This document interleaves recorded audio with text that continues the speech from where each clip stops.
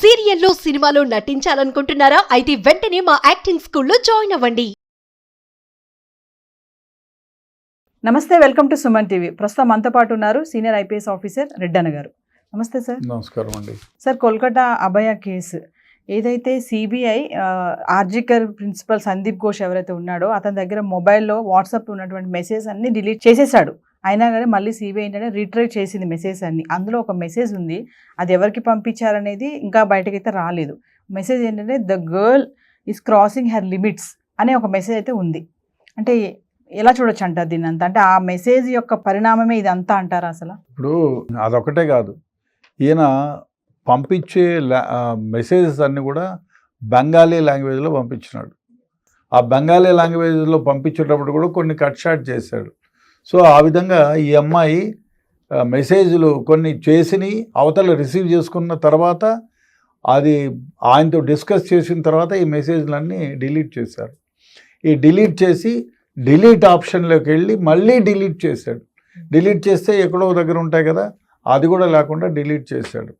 Delete చేసిన తర్వాత ఈ మెసేజెస్ ఇంకా రావనుకున్నాడు. ఆ తర్వాత ఆయన ఇంట్రాగేషన్లో ఈ మెసేజెస్ చాలా డిలీట్ చేశారు కదా, వాటి గురించి చెప్పు అంటే నేనేమి చేయలేదని ఊకట్టు చెప్పాడు. అందుకనే వీడిని నార్కో అనాలిసిస్ టెస్ట్ చేయించాలంటే అది ఇంతవరకు కోర్టులో పెండింగ్లో ఉంది. వీళ్ళు అడ్మిట్ చేయాలి. ఏదో person should admit or court should say yes. So ఇంకా కోర్టు పరిధిలో ఉంది కాబట్టి అది కాలేదు. సో ఈయన కొన్ని విషయాలలో ఈయన 9th నుంచి 8th నుంచి కూడా చాలా మెసేజెస్ డిలీట్ చేశాడు. అందులో ఒక మెసేజ్ మీరు చెప్పినట్టుగా ఒక మెసేజ్ ఏమిటంటే ఈ అమ్మాయి క్రాస్ లిమిట్ అవుతూ ఉంది, ఎగ్జాజరేటివ్గా ఉంది అనే మెసేజెస్. సో దాన్ని బట్టి చూస్తే ఇంకా కొన్ని మెసేజెస్ రిట్రీవ్ అయ్యాయి. ఇప్పటి వరకు 7 మెసేజెస్ రిట్రీవ్ అయ్యాయి. ఇంకా ఎన్ని రిట్రీవ్ అయ్యాయో చెప్పలేదు. బహుశా ఇన్ని రిట్రీవ్ అంటే మిగతాటి కూడా రిట్రీవ్ అయితే 100%. అయితే ఆ మెసేజెస్ ఎవరికి పంపించారు, దాని కాంటెస్ట్ ఏమిటి, కోడ్లు ఏమైనా పంపించారా? కొందరు కోడ్ లాంగ్వేజ్ రాసుకుంటారు వాళ్ళంతకు వాళ్ళే, అది వాళ్ళు తీసుకుంటే తప్ప బయటికి పడవు. సో అట్లాంటి లాంగ్వేజ్లో కూడా పంపించినట్టు కూడా అవుతూ ఉంది. బెంగాలీ లాంగ్వేజ్లో కొన్ని పంపించాడు. అమ్మాయి తన లిమిట్స్ క్రాస్ అయిపోయిందని ఒకటి, ఎగ్జాస్టింగ్ అని ఒకటి, ఇట్లాంటివి అన్నీ ఉన్నాయి. కాబట్టి ఏమంటే అదే ఆ 2 రోజులకు ముందు నుంచి ఉన్న మెసేజెస్లో ఇదే ఆ అమ్మాయిని గురించా, ఈ అమ్మాయిని గురించి జరిగిన ఇన్సిడెంట్ చూస్తే ఈ అమ్మాయి కాబట్టి 100కి 100 పాళ్ళు ఈ అమ్మాయిని గురించి అని. అదే కాకుండా ఆయన ఇంట్లో చాలా రకాలైనటువంటి మనకు మనీ ట్రాన్సాక్షన్కి సంబంధించినటువంటి చెక్స్ అనండి, క్యాష్ అనండి, కొన్ని బ్యాంక్ లాకర్స్ గురించి అని ఏమనండి, కొన్ని అమౌంట్స్ ఎక్కువ సీజ్ అయినాయి. సో దాని గురించి కూడా ఎంక్వైరీ జరుగుతూ ఉంది. సిబిఐ పకడ్బందీగా ఇన్వెస్టిగేట్ చేసి ఈయన ఒకవేళ నోటితో చెప్పకపోయినా మిగతా ఎవిడెన్సెస్ కలెక్ట్ చేసి ఈ మర్డర్కి 100కి 100 పాళ్ళు సంబంధం ఉందని తేల్చడానికే ప్రయత్నం చేస్తున్నారు. ఇప్పటి వరకు చాలా ఆధారాలు దొరికాయి. ఈ ఫోన్ రిట్రీవల్లో ఇది ఒక్కటే కాదు, ఇంకా కొన్ని మెసేజెస్ దొరికాయి. అది అన్ని విశ్లేషణ చేసుకుంటే బహుశా ఈ అమ్మాయిని మర్డర్ చేయడానికి ఎవరెవరు సహకారం చేసుకున్నారు, ఎంతవరకు వాళ్ళు ఈ మర్డర్ చేయడానికి సహకరించారు, అదేవిధంగా మర్డర్ చేసిన తర్వాత వీళ్ళు ఏమైనా ఎవిడెన్సెస్ పరంగా డిస్ట్రాయ్ చేయాలనుకున్నారా, ఎందుకు ఇంత లేట్ చేశారు ఎఫ్ఐఆర్ ఇవ్వటంలో, ఆ ఎఫ్ఐఆర్ కాకముందే ఆ సీన్ ఆఫ్ అఫెన్స్లకి ఎందుకు ఇంతమంది పోయినారు, ఈ సీన్ ఆఫ్ అఫెన్స్ని ఇంకా ఏమైనా చేశారా అనే, డిస్ట్రాయ్ చేశారా ఏమిటి అనేది ఇన్వెస్టిగేషన్లో తేలుతుంది. ఇప్పటికైతే ఈ ఫోన్లో మెసేజెస్ రిట్రీవ్ అయిన తర్వాత police has got every doubt ఈ ప్రిన్సిపల్లే దీనికి మూలకారము, ఆద్యుడు అనేది తేలుతూ ఉంది.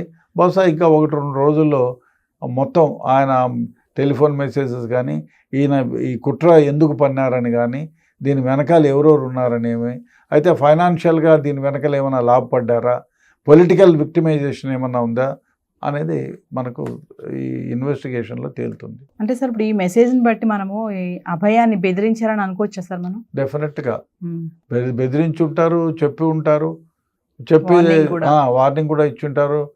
సో ఆ అమ్మాయి లేదు అనే ధోరణిలో ఉండిండాలా, లేదంటే ఏమంటే నేను బెదిరించి గట్టిగా చెప్తే సరే అని చెప్పి కామ్ అయిపోయి తను చేసే పని తను చేస్తూ ఉండొచ్చు.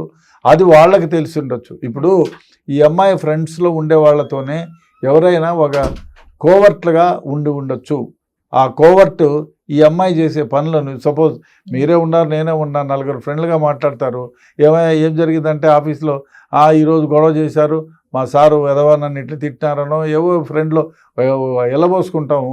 అట్లాంటిదే ఎవరన్నా ఒకరిని పెట్టేసి కోవర్ట్గా పెట్టి అమ్మాయితో స్నేహం చెయ్యి, ఈ అమ్మాయి ఇట్లంతా వాగుతుందంటే అక్క చెప్పక్క అంటే ఆ అమ్మాయి చెప్పిండొచ్చు, ఈ ఎదవలంతా ఇట్లా కిడ్నీలు అమ్ముకుంటున్నారనో హార్ట్లు అమ్ముకుంటున్నారనో లేకపోతే ఏదో ఇంకోటో లేకపోతే నార్కోటిక్ డ్రగ్ సప్లై చేస్తున్నారనో లేకపోతే అమ్మాయిలను బలవంతం చేసి మార్కులు వేస్తామని చెప్పి పడక గదిలోకి తెప్పించుకుంటున్నారనో ఏదో ఉంటుంది. సో దాని గురించి ఆ అమ్మాయి వేరే వాళ్ళతో డిస్కస్ చేసి ఉంటే అది వీడికి చేరవేస్తూ ఉంటుంది డైరెక్ట్గా.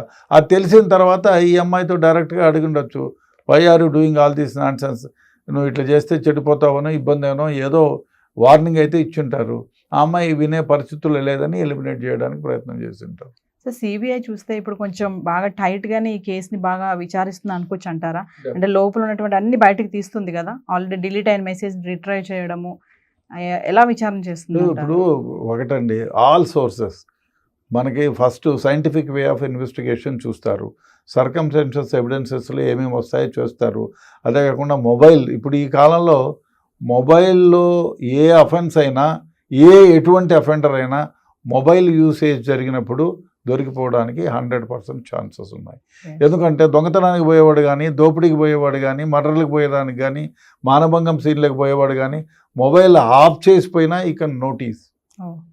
సో కాబట్టి అదేవిధంగా మీరు ఏమైనా మెసేజెస్ ఇంకోటో మీ ప్రత్యర్థులకో లేకపోతే మీకు కానవాళ్లకు మీ ఫ్రెండ్స్కో ఇస్తే ఆ మెసేజెస్ మీరు అనుకోవచ్చు నేను డిలీట్ చేసినాను, నన్ను ఎవరు పీకలేరని. డెఫినెట్గా పీకుతారు, ఎందుకంటే ఆ మెసేజెస్ని రిట్రీవ్ చేసుకునేటువంటి సౌకర్యం ఉంది, ఆ టెక్నాలజీ కూడా ఉంది.